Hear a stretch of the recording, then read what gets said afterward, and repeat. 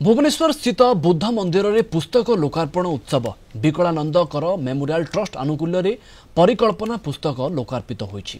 पुस्तक रचयिता प्रशांत कुमार करंक सभापतित्व में उत्सवर आयोजन करा जायथिला।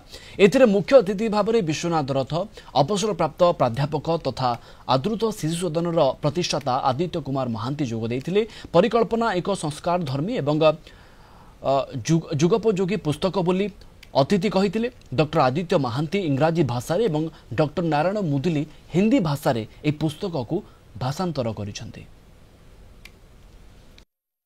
ओडिशार विभिन्न सहर में आमे जाई ए बही बांटिउ समस्त को कहू आमे भाविचु आपण माने चिंता करंतु ये जिनस ठीक कि नहीं।